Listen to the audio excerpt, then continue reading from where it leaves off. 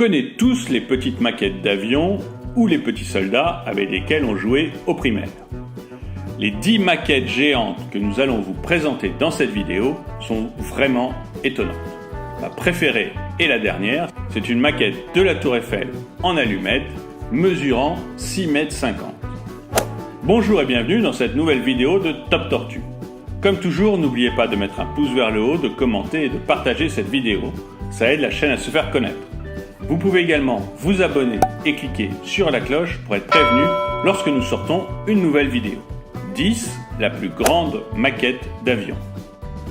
Le présentateur James Smell, un Anglais, a participé à la construction d'une maquette Airfix grandeur nature d'un Submarine Spitfire Mk1 avec une envergure de 11,2 m et une longueur de 9,12 m. L'engin a été érigé au Royal Air Force Museum. À ses débuts, Airfix vendait des jouets gonflables et a proposé des maquettes qu'à partir de 1952. La marque à grand succès propose des modèles d'automobiles, de camions, de bateaux, de figurines, mais surtout beaucoup de modèles d'avions. 9. La plus grande maquette en pâte à modeler. On a tous joué à la pâte à modeler quand on était petit. Est-ce que vous savez que la pâte à modeler fut créée en 1956 ? À ce jour, 350 000 tonnes de pâte à modeler ont été vendues. La pâte à modeler fut créée pour nettoyer le papier peint, puis elle fut commercialisée comme jouet pour les enfants.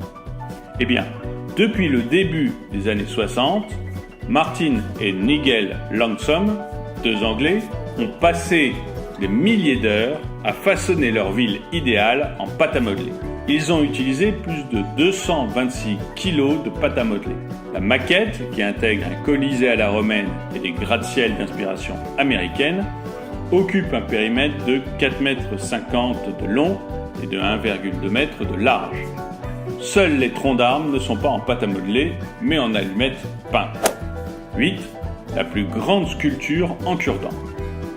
Michael Smith, un Américain, a utilisé plus de 3 millions de cure-dents pour créer Alley, un alligator de 4,50 m de long et de 132 kg. Cette sculpture est l'une de mes préférées dans la vidéo, car je n'arrive pas à imaginer le temps et l'effort que ça a dû être pour créer cet alligator. 7. La plus grande sculpture de Daleks.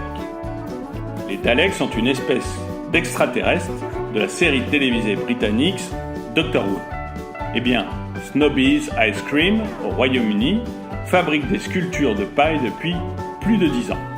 En 2013, l'entreprise a édifié un Dalek de plus de 10 mètres de haut, créé en l'honneur du 50e anniversaire de Doctor Who. La sculpture a nécessité 700 heures de travail, 7 tonnes de paille et 5 tonnes d'acier. 700 heures de travail, ça représente à peu près le boulot nécessaire pour produire une vidéo Top Tortue. Donc n'hésitez pas à vous abonner, ça nous fera très plaisir. 6. La plus grande maquette d'aéroport. L'aéroport de Hambourg, en Allemagne, a été reproduit sous forme de maquette.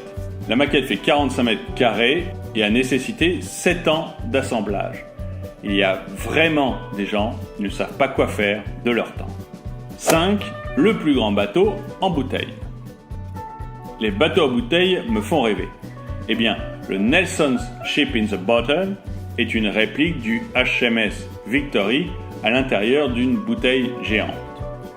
L'œuvre a été exécutée par un Anglais. Elle mesure 4,70 m de long pour 2,80 m de diamètre. La grande question est comment mettre un bateau dans une bouteille. Eh bien, tout d'abord, nous glissons dans la bouteille un bateau avec ses voiles étendues sur la longueur de la coque. Nous tirons ensuite sur des petites ficelles accrochées au mât, ce qui le redresse, et voilà, le tour est joué. 4. La maison de poupée de la reine Mary. Toutes les petites filles ont eu une maison de poupée. Eh bien, la reine Mary en a une très spéciale. Construite de 1921 à 1924, la maison de poupée de la reine Mary comprend plomberie, électricité et une cave de bouteilles de vrai vin. C'est la maison de poupée la plus visitée et elle est exposée depuis de nombreuses années au château de Windsor au Royaume-Uni.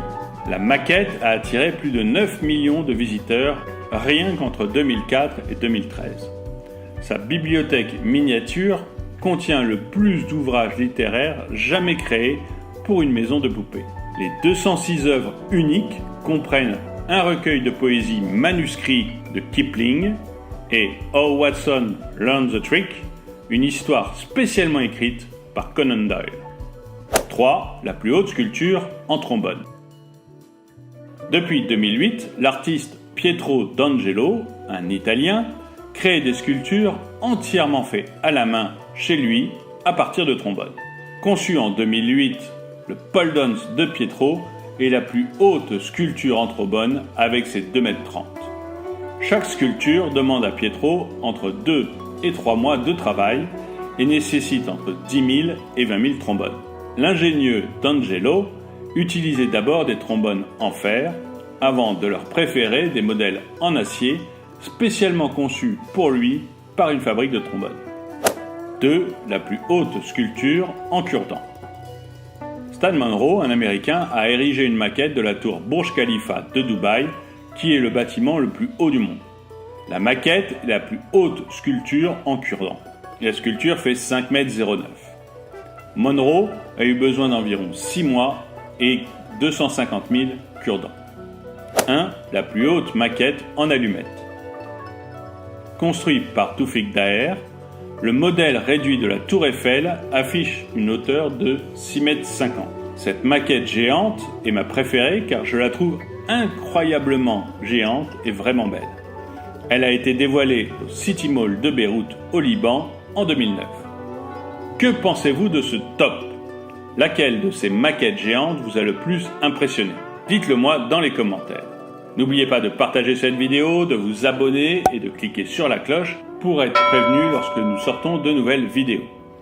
Et si vous voulez plus de vidéos de ce type, dites-le moi dans les commentaires.